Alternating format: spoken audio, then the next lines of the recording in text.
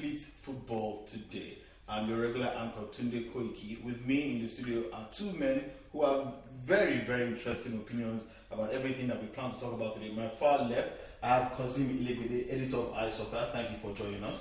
It's a pleasure to be with us. Okay, and I also have Sulaiman Alao, also has interesting views as well. Thank you for joining us. It's a pleasure to be here. Let's start with Africa. World Cup qualifiers, the playoffs will be concluded this weekend.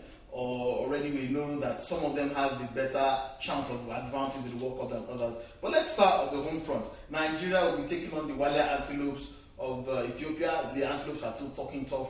They still say they can pull the chestnut out of the fire, and they can create a miracle in Calabar. They've brought back players who are injured or suspended. That it's not impossible. And mathematically, let's be candid, gentlemen, mathematically, it is not impossible for Ethiopia to beat the Super Eagles or probably force the game into a penalty shootout if they win 2-1. Let me start with you, cousin. Is it possible for Ethiopia, going by everything they've done and said so far, to get a result in Calabar? Realistically, it is not. Mathematically, it is possible. Okay, now break that down. Yes. If Ethiopia were to be a very decent side, I'm sorry to say, with all due respect, if you're talking of a team like maybe Cameroon, talking of a team like Ghana, okay, it doesn't matter if you beat them 2-1 or 2, they can always come back and turn it around. Okay, but we are talking about Ethiopia, the pedigree. No, it's the way things are now. It's going to be a big shock. Let me stop a you there. very, very big shock. Let me stop you there. Let me stop you there. You are one of the key advocates who always say that names do not play football. Sure. So you've mentioned Cameroon, you've mentioned Ghana, and you've also mentioned Ethiopia. Ethiopia are here by merit and by right. Sure. You also remember how they almost slaughtered the Super Eagles. Almost slaughtered the Super Eagles. In the rarified Addis Ababa. Now there's remember the goal that they also had disallowed. They also had some decent chances. We also had penalties. There were disallowed penalties, not even one. Well, okay? And the game is not about possession or whatever, it's about goals.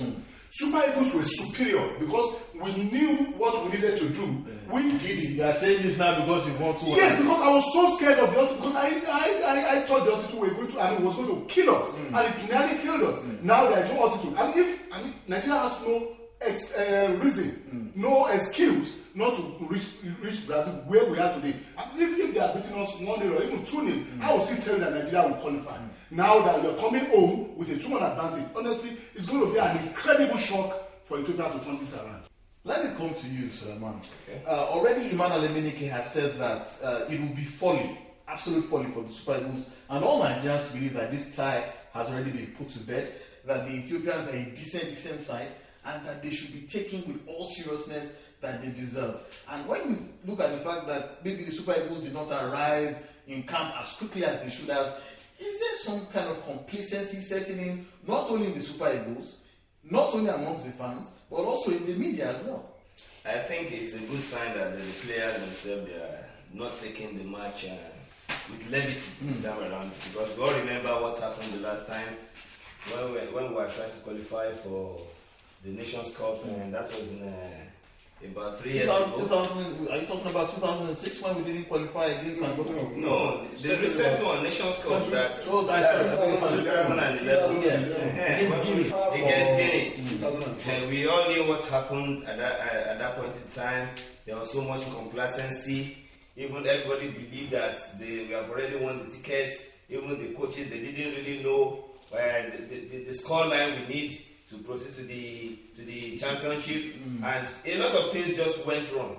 And I don't think we want to fall back to that kind of a situation this time around. Now, everybody believes that we just have a leg in Brazil now, and it will be folly, like you said, for us to be complacent and take the opposing team for granted in Calabar. So if I were to ask you, gentlemen, if you are Stephen Keshi, how would you approach this match?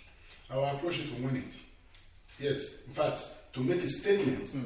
One, to the Ethiopians for their loudmouth, for their audacity. Yes, and two, send a message to the rest of the world. African champions are coming big. Okay, so that is why I will go for a wide margin. And if I remember correctly, the last time will play Ethiopia here. I can't. What was this? I hope you know that history doesn't play football, but let's be candid. We don't need to win this game. A goalless draw. Even a 1-0 defeat will still be true. Yeah, so do we go in with the mindset that we want to win? Of course, we have to go in for the kill.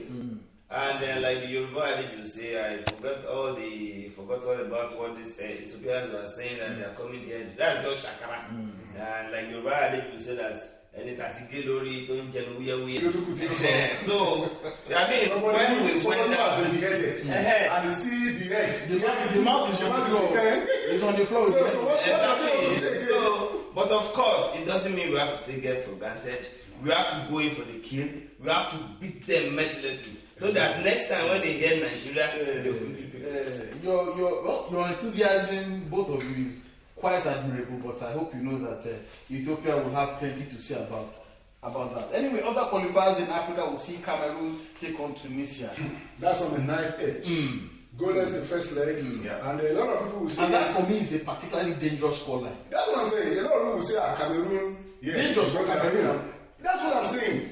A lot of people will say Cameroon is an advantage to them because they didn't lose away from home. But they forget the fact that if Tunisia should play any score draw in Yaoundé or wherever they want to play, Cameroon are out. So it's a dangerous scoreline for Cameroon. And one of the best goalless matches I've ever watched. It was action, end-to-end action stuff throughout. Well, I do remember a certain African Champions League, CAF Champions League final, Raja against Esperance. Yeah. The first leg ended goalless. The second leg ended 1-1. Raja won the competition by away goals. So that means Cameroon should take plenty of care. I'm sure they know their mathematics. And I think the Camerooners, if I remember, they also lost to Egypt the other time. Was it Egypt? Was it Egypt? No, that was 2006 qualifiers. Yeah. Yes, they lost at home. That was the last match. Okay, that's the one allowed Cote d'Ivoire to qualify ahead of them. So I think they will be wary of all these North African opposition. And the Cameroon team we're talking about is not particularly strong as the old Cameroonian team. So I think it's still on the 9th edge, to be honest with you. Well, maybe they might not be as strong, but they are still lions, and you know lions can bite. We need to talk about lions. We need to talk about Egypt, Ghana. Honestly, no, sure. It's not impossible, mathematically. Mathematically, yes, it's not impossible. But realistically, it is impossible. Let me say, anything can happen. 2 red cards to the Ghanaians. Yes. An own goal, a deflected goal. Anything can just. Then we know there is anything at work. If we have to go back to that first leg. 6-1. 6-1. I mean, I think the Egyptians just failed to come to the party. I mean, it is not the kind of Egyptian team we used to know. No, it's not that they failed to come to the party. They were exposed. That team was full of old cargoes. Exactly. Players who ought to have retired. I remember the same thing or similar thing happened to Nigeria in 1981.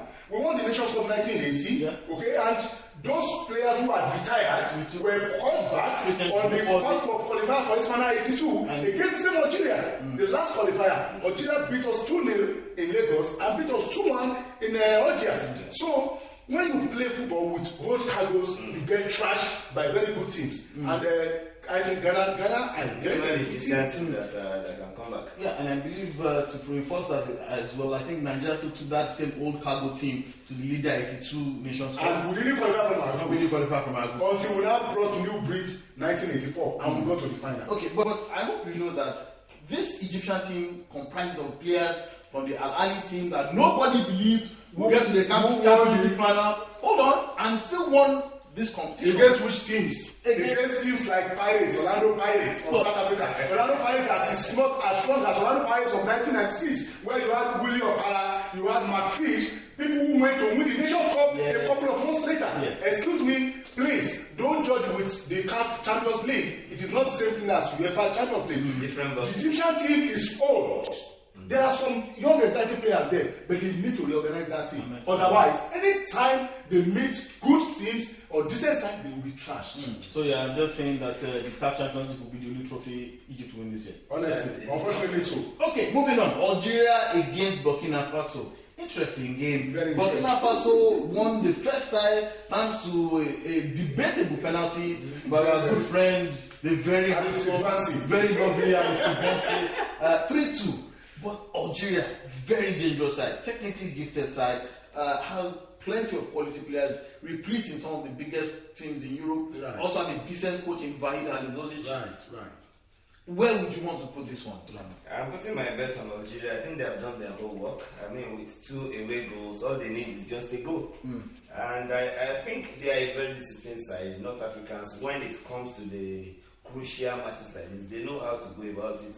And the pressure of playing away this time is going to get to the Burkina Faso.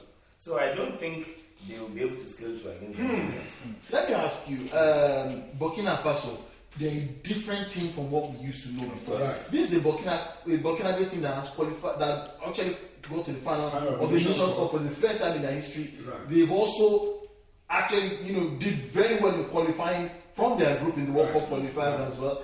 All we just need to do is go and pack maybe a BRT bus in Algiers and they get the job done. You see, today, before the first leg, I tipped Burkina Faso to qualify. So you are not tipping Burkina Faso anymore? I am not tipping them anymore.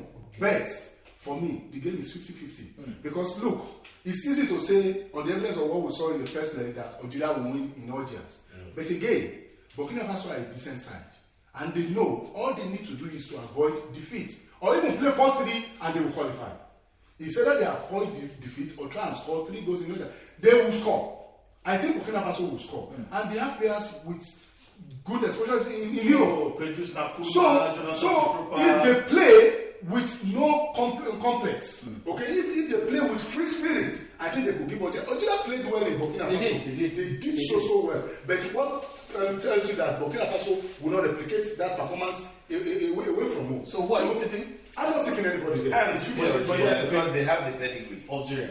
Yeah. Okay, finally, Senegal against Cote d'Ivoire. Interesting game. Don't endorse it for me. They're playing in Morocco. Yes. It will definitely work against, I think in my opinion, it will work against the Senegalese, but nothing stops them from making a real play for it. They have quality players.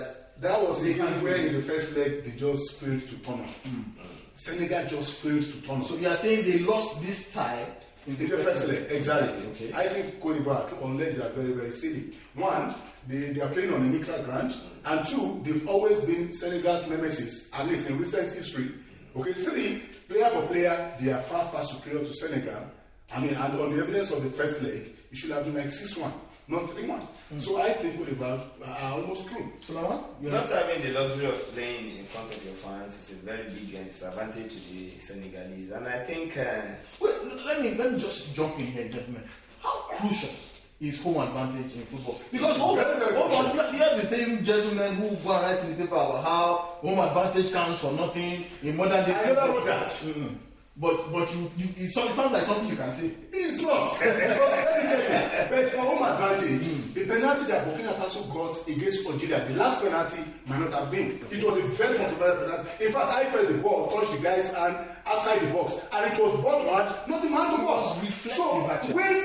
If it was played on a neutral ground where nobody was shouting for Burkina Faso, do you think that was a good for it? But when you look at about 50,000 Burkinabes, threatening your life. I mean, you think twice not to give. I mean, so home advantage goes in, especially in when stakes are so high like this, and when you have teams of almost equal pedigree, home advantage cancel out. Okay, so I think somebody also described the Senegalese team as a team of strikers. So nice strikers. I mean, they just have a lot of strikers, and they don't have midfielders. So, and I think they have missed winning the Nations Cup with that set of players. Now they can't just afford Drogba and it's like they can't afford just to miss the cup. But wait. Fairness, I think Senegal have a decent team. The only thing is they just didn't turn up against Cote d'Ivoire in the first leg, and that is not a big surprise because when a team has defeated you severally, it takes bold action, determination, to overturn it. Cote d'Ivoire, I've been beating Nigeria too recently, like 3-4 times, until we beat them in South Africa in January. So Senegal is like they came to that match believing they had already lost the game, and that's what actually beat them in. And another reason why I think Cote d'Ivoire will be in the World Cup. Okay, thank you everyone for listening. This has been Complete Football Today, your regular YouTube program. Remember, you can join us on this program. Just send in your comments, type in your comments, and we'll definitely respond as they come in. Remember, you can get your hot, fresh football news from International Soccer, bi-weekly or soccer paper that comes out twice a week on hits your newsstands. And you can also get your latest sporting news from your copy of Complete Sports. Hits your stands every day of the week. My name is Tunde Koiki. Thank you, gentlemen, for joining us. Kazim and Sulaiman. Thank you very much. And we'll see you next time.